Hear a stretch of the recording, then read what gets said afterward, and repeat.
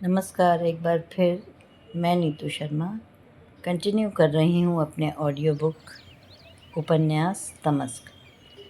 हमने 4 अध्याय पढ़ लिए थे। आप प्लीज़ पीछे के 2 भागों में इन 4 अध्यायों को सुन लें।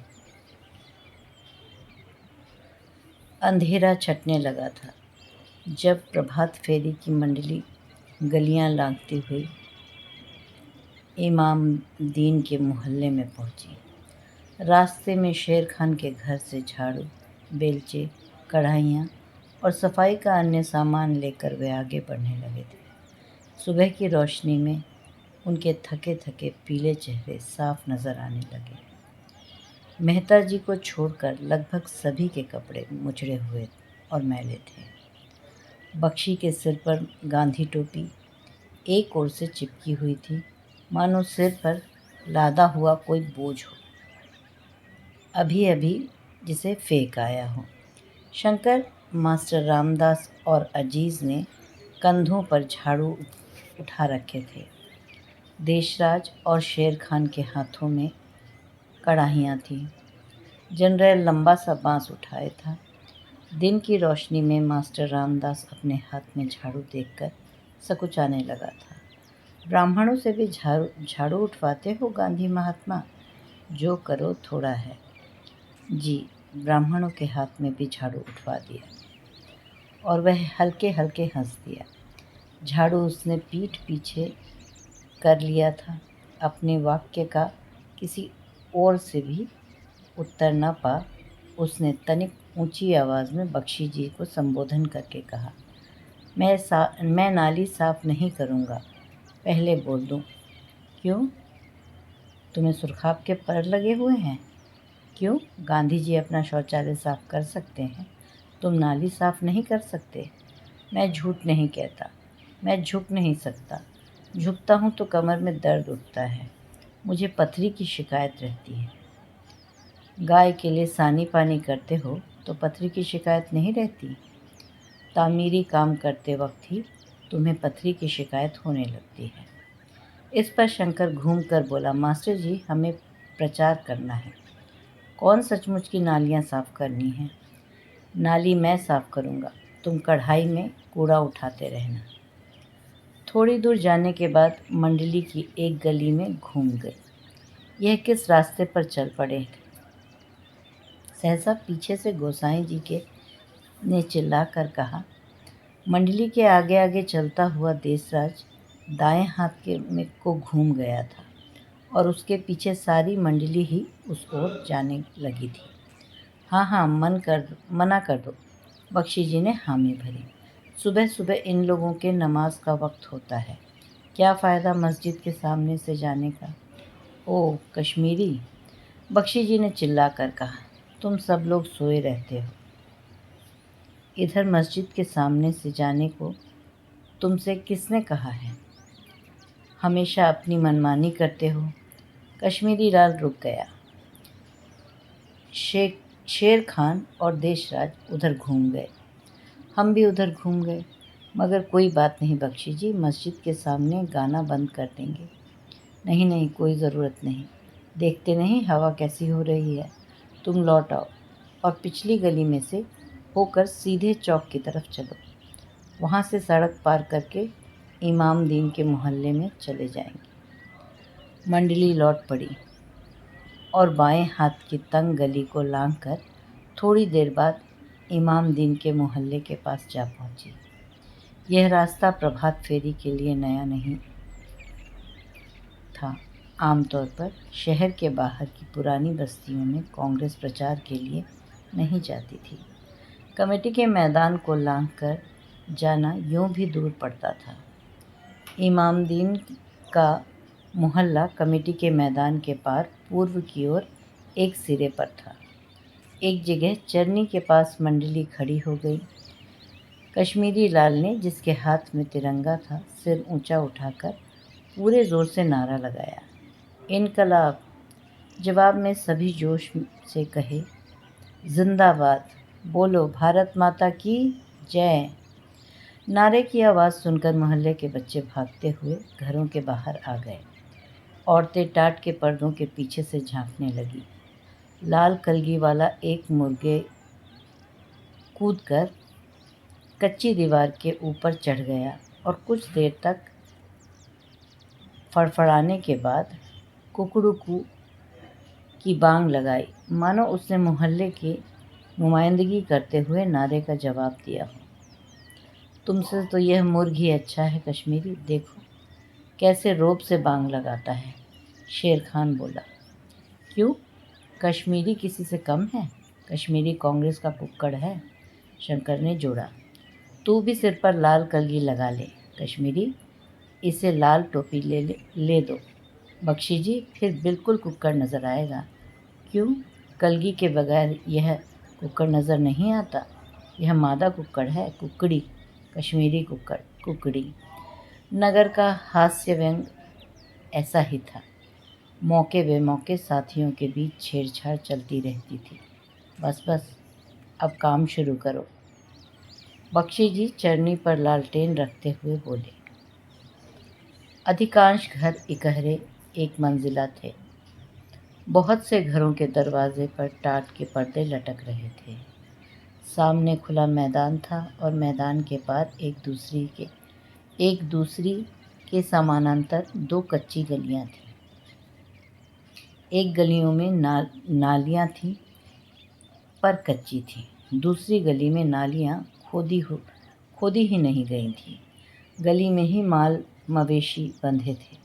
घरों में से स्त्रियां सिर पर एक एक दो दो घड़े रखे पानी भरने जा रही थीं। एक जगह एक बालक भैंस के नीचे से गोबर उठा रहा था। नज़दीक ही चरनी के पास दो बच्चे मैदान में एक दूसरे के सामने बैठे शौच कर रहे थे और बतिया रहे थे। तेरी टट्टी पतली क्यों है? मैं बकरी का दूध पीता हूँ, तू क्या पीता है? मैदान में ही एक और कोने में तंदूर खड़ा था। यहाँ पहुंचकर लगता था जैसे ये लोग गलियों के ही रास्ते किसी गांव में प्रवेश कर गए हैं।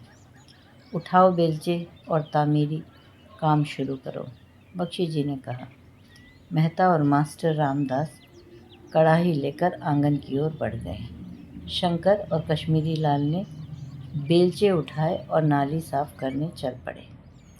शेर खान, देसराज और बख्शी जी झाड़ू उठाकर आंगन बुहारने लगे। आसपास के लोगों की समझ में नहीं आ रहा था कि क्या होने जा रहा है। तांगा हाँकने वाला एक छाछी अपने घर के बाहर आके मैदान के किनारे पैरों के बल बैठ गया था, पर बख्शी जी को झाड़ू लगाते देखकर वह उठ खड़ा हुआ और लपककर बख्शी जी के पास जा पहुंचा। क्यों हमें शर्मिंदा करते हो बाबूजी? हमारा घर तुम बुहारोगे? लाइए झाड़ू मुझे दीजिए। नहीं नहीं, यह हमारा ही काम है, बख्शी जी ने जवाब दिया। नहीं बंदा परवर, कभी यूँ भी हुआ है?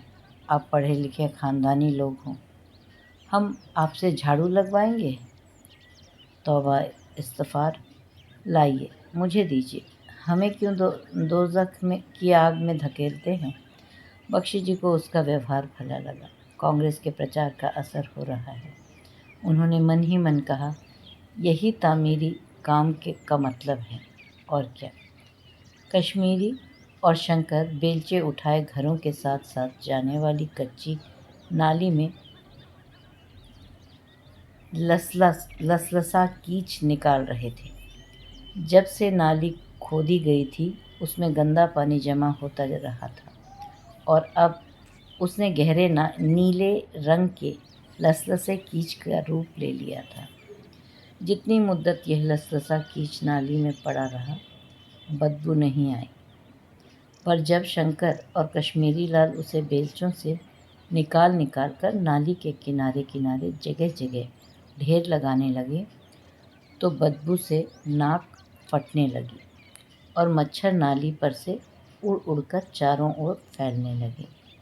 नाली कुछ नहीं तो फुट भर गहरी रही होगी और उसमें ऊपर तक कीच ही कीच भरा था।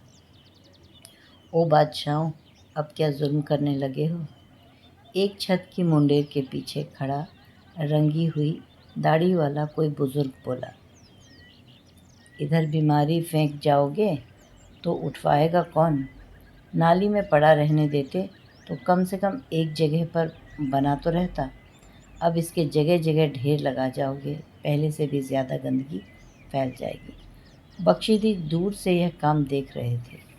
कमर सीधी करके खड़े हो गए। उन्हें शंकर और कश्मीरी लाल पर गुस्सा आया। ये जवान लोग कभी नहीं समझेंगे, वह बुदबुदाए। तामीरी काम का यह मतलब तो नहीं कि सचमुच नालियाँ साफ करने लग जाओ। इसका तो इतना भर मतलब है कि लोगों का ध्यान सफाई की ओर दिलाओ और देश की आज़ादी की ओर।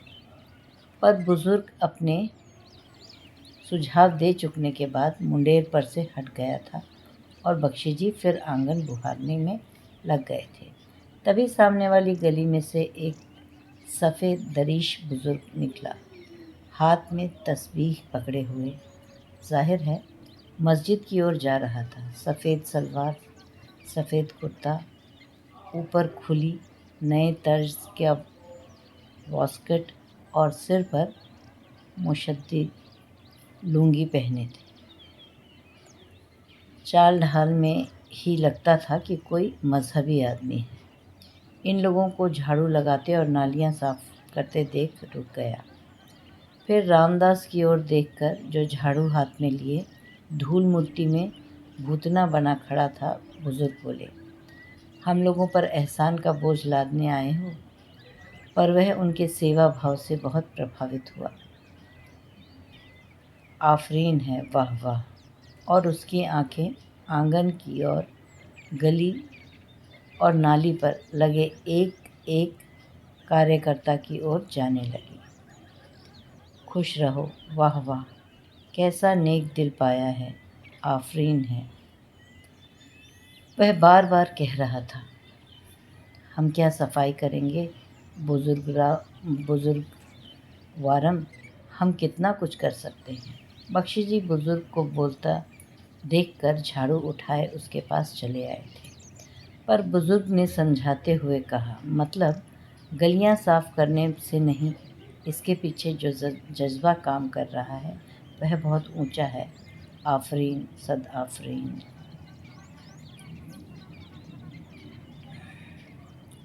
सफ़ेद रीश बुजुर्ग ने कहा और धीमी गति से चलता मुस्कुराता हुआ मोहल्ले में से निकलकर मस्जिद की ओर जाने लगा। बख्शी जी को उसके मुंह से तामीरी काम की तारीफ सुनकर सुहानी खुशी हुई। उन्हें लगा जैसे आज के तामीरी काम सार्थक हो गया।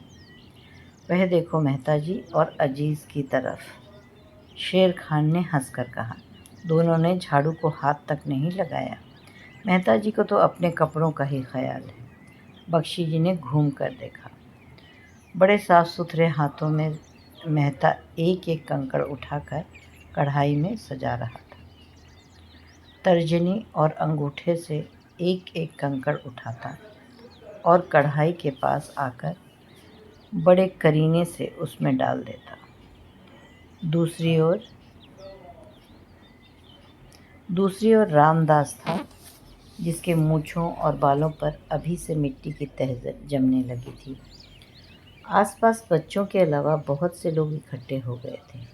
टाट के पर्दों के पीछे से अनेक लड़कियां और औरतें और छतों पर जगह जगह खड़े मर्द तामीरी काम का प्रदर्शन देख रहे थे। जनरल, जो अभी तक लंबा बांस हाथ से उठाए चरनी के पास खड़ा था, चलता हुआ नाली साफ करने वालों के पास जा पहुंचा। नाली खोलने की ज़रूरत है, बांस लगाएं, उसने फौजी अंदाज में पूछा। आसपास खड़े लोग हंस दिए।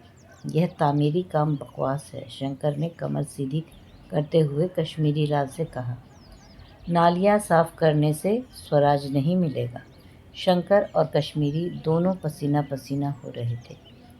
नाली के किनारे वे 3 जगह पर कीच के ढेर लगा चुके थे। बहुत बकबक नहीं किया कर शंकर, बख्शी जी ने, जो अब गली के बीचों बीच झाड़ू उठाए खड़े थे, शंकर का वाक्य सुन लिया। भेजे में बहुत अक्ल आ गई है। बापू तो नालायक है ना, जो हम सबको चरखा काटने और तामीरी काम करने को कहते हैं। कर तो रहा हूँ, तामीरी काम ही कर रहा हूँ, और क्या कर रहा हूँ। पर है यह बकवास। बख्शी जी सुबह सुबह शंकर के मुंह नहीं लगना चाहते थे, क्योंकि वह बड़ा मुंहफट आदमी था। फिर भी उनसे नहीं रहा गया। कुछ समझा कर शंकर, यह हमारी देशभक्ति का चिन्ह है। इस तरह हम गरीबों के स्तर तक उतर आते हैं। क्या गरीबी से काम करना जाओगे तो पतलून पहनकर जाओगे? झाड़ू लेकर या खादी पहनकर जाते हो तो लोग तुम्हें अपना समझते हैं। जब से तामीरी काम करने लगे हो, आंदोलन ठप हो गया है। शंकर ने कहा, लगाओ झाड़ू और काटो चरखे। और उसने एक और बेलचा कीच से भरकर ढेर पर डाल दिया।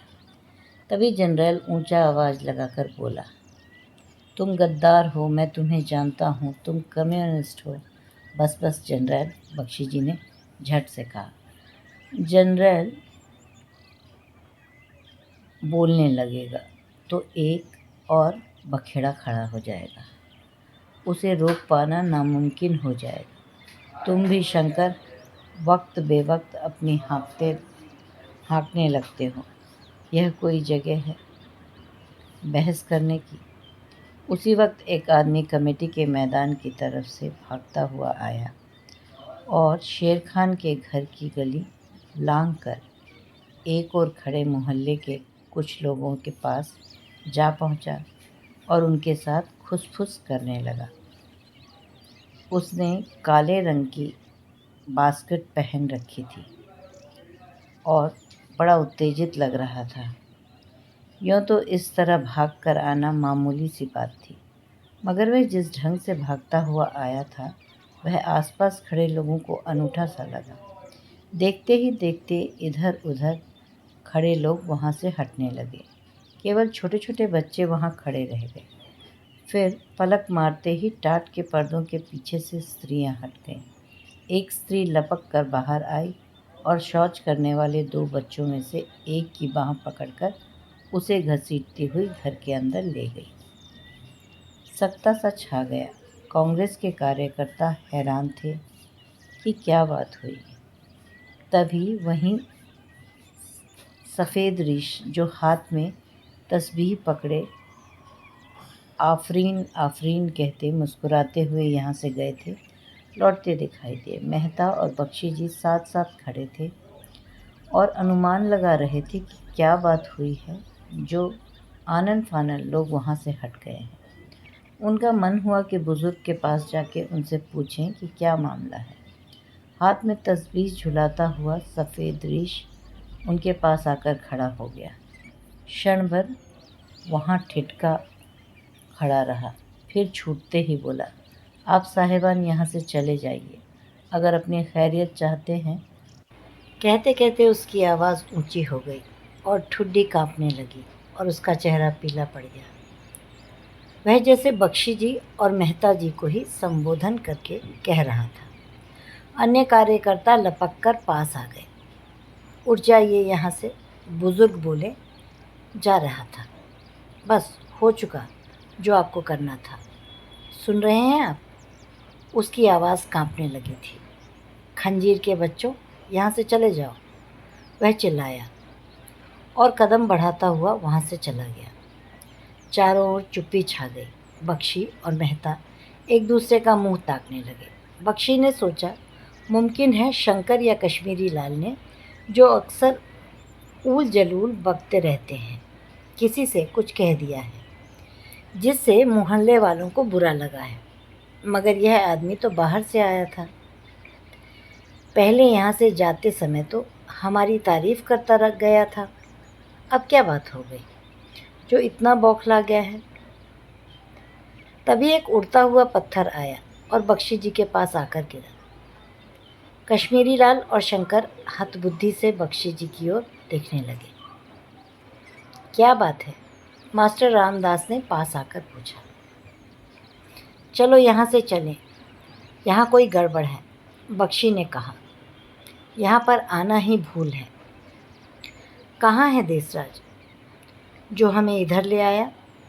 किसी को मालूम नहीं था कि वह कब वहाँ से खिसक गया था। कोई शरारत है, ज़रूर कोई शरारत है। 2-3 पत्थर एक के बाद एक उड़ते हुए आए। एक पत्थर सीधा रामदास के कंधे पर लगा। निकल चलो यहाँ से, यहाँ ठहरो नहीं।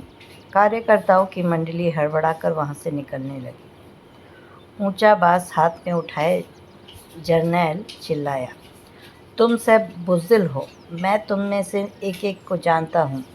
मैं यहाँ तामीरी काम करके जाऊँगा। इस पर बख्शी जी ने कड़क कर फौजी हुक्म सुनाते हुए जरनैल को से कहा, झंडा संभालो जरनैल, कहाँ है झंडा। जरनैल फ़ौरन अटेंशन हो गया और चप्पलें घसीटता चरनी के पास रखे झंडे को उठाने चला गया। तभी 2 पत्थर एक के बाद एक उड़ते हुए आए। एक चरनी पर गिरा, दूसरी जहाँ जरनैल खड़ा था ज़मीन पर पड़ा। इसके साथ ही 3 आदमी सामने से गली लांघकर आए और गली के सिरे पर खड़े हो गए। मंडली के लोग चुपचाप वहाँ से निकलने लगे। कश्मीरी लाल ने जरनैल के हाथ से झंडा ले लिया। मेहता ने ज़मीन पर रखी कढ़ाई वहीं उलट दी। उसमें वह कंकड़ पटोरता रहा था और खाली कढ़ाई उठाए मैदान पार करने लगा। बख्शी जी के हाथ में लालटेन झूल रही थी, पर उनकी गर्दन झुकी हुई थी। बेलचे कढ़ाइयाँ शेर खान के घर में रखते। मास्टर रामदास ने बख्शी जी से पूछा, अब जैसा हो चलते जाओ, यहाँ पर रुको नहीं। कश्मीरी लाल ने घूम कर देखा, गली के सिरे पर अब 3 की जगह 5 आदमी खड़े थे। मैदान के पार लोग आकर खड़े हो गए थे और उनकी ओर देखे जा रहे थे। मोहल्ले में से निकलकर वह कुतुबुद्दीन की गली में घुसे तो नान बाई की दुकान पर भी वैसा ही दृश्य देखने को मिला। 3 आदमी जो नान बाई की दुकान के सामने खड़े थे, घूमकर इन लोगों की ओर घूर घूर कर देखने लगे, मगर इनमें से बोला कोई नहीं। कहीं कोई गड़बड़ है, बख्शी जी ने मेहता से कहा। क्या मालूम कश्मीरी या शंकर ने मोहल्ले के किसी लड़की को छेड़ा हो। आपने भी तो कांग्रेस में लोफर भर्ती कर रखे हैं। कैसी बातें कर रहे हैं मेहता जी, कश्मीरी तो सारा वक्त नाली साफ करता रहा था। यहाँ कोई दूसरी बात जान पड़ती है। मोहयालों ने की गली में मोइंडे पर उन्हें 3-4 आदमी गली के सिरे पर खड़े नजर आए। कहाँ जा रहे हो बख्शी जी, उधर नहीं जाओ। एक लंबे कद के मोहयाल व्यक्ति ने, जो बख्शी जी का परिचित था, आगे बढ़कर कहा। क्या बात है, बस उधर मत जाओ, कुछ बताओ तो हुआ क्या। इस वक्त तक कश्मीरी, जरनैल और मास्टर रामदास भी बख्शी और मेहता के पास पहुंच चुके थे। उधर गली के बाहर देखो। बख्शी जी ने सामने की ओर देखा। गली के बाहर सड़क के पास एक मस्जिद थी जिसे केलों की मस्जिद कहा जाता था। क्या है, आपको कुछ नज़र नहीं आया? मस्जिद के दरवाजे के नीचे सीढ़ी की ओर देखिए। मस्जिद की सीढ़ी पर कोई काली काली चीज़ पड़ी थी। कोई आदमी सूअर मारकर फेंक गया है। बख्शी जी ने मेहता के चेहरे की ओर देखा, मानो कह रहे हो, देखा, मैंने कहा था ना, कोई गड़बड़ है। सभी ने घूमकर उस ओर देखा। मस्जिद की सीढ़ी पर एक काले रंग का बोरा सा रखा नज़र आया, जिसमें 2 टांगें बाहर की ओर निकली हुई थी। मस्जिद का हरे रंग का दरवाज़ा बंद था। लौट चलो, यहीं से लौट चलो, मास्टर रामदास ने धीरे से कहा। आख्थू, कश्मीरी लाल ने सुअर की ओर देखकर कहा और मुंह फेर लिया। बख्शी जी यहीं से लौट चले, आगे मुसलमानों का मोहल्ला है। रामदास ने फिर कहा। किसी ने शरारत की है, मेहता बुदबुदाया। आपको पक्का मालूम है कि सुअर ही है? मेहता जी बोले। क्या मालूम, कोई और जानवर हो। कोई और जानवर होगा तो मुसलमान इतना बिगड़ेंगे? बख्शी जी ने खींच कर कहा। जरनैल भी अपनी घनी भौहों के बीच छिपी छोटी छोटी आंखें मस्जिद की ओर गाड़े खड़ा था। छूटते ही बोला, अंग्रेज़ ने फेंका है। उसके नथुने फड़कने लगे और वह फिर से चिल्लाकर बोला, अंग्रेज़ की शरारत है, मैं जानता हूँ। हाँ हाँ जर्नैल, अंग्रेज़ की ही शरारत है। मगर इस वक्त तुम चुप रहो, बख्शी ने उसे समझाते हुए कहा। पिछली गली में से घूम जाए, मास्टर रामदास ने फिर कहा। पर अब की बार जर्नैल उस पर बरस पड़ा। तुम बुज़दिल हो, यह अंग्रेज़ की शरारत है, मैं उसका भंडा फोड़ करूँगा। इस पर मेहता जी ने झुककर बख्शी के कान में कहा, इस पागल को साथ क्यों ले आते हो? यह सभी को मरवाएगा। निकालो इसे कांग्रेस में से। सड़क पर गाहे बगाहे कोई मुसलमान गुजरात और मस्जिद की सीढ़ी पर आंख पड़ते ही पहले तो घूर कर देखता, फिर मुंह फेर लेता और बड़बड़ाता हुआ आगे बढ़ जाता। सहसा सामने वाली सड़क पर एक तांगा सरपट दौड़ता हुआ निकल गया। इसके बाद मस्जिद की बगल में भागते कदमों की आवाज़ आई। सड़क के पार बाईं ओर बैठने वाले कसाई ने टंगे हुए बकरों पर कपड़ा चढ़ाकर दुकान पर ताक चढ़ा दिए।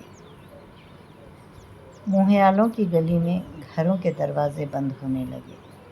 बख्शी जी ने घूम कर देखा, मास्टर रामदास सरक गया था और दूर गली के सिरे की ओर बढ़ता जा रहा था।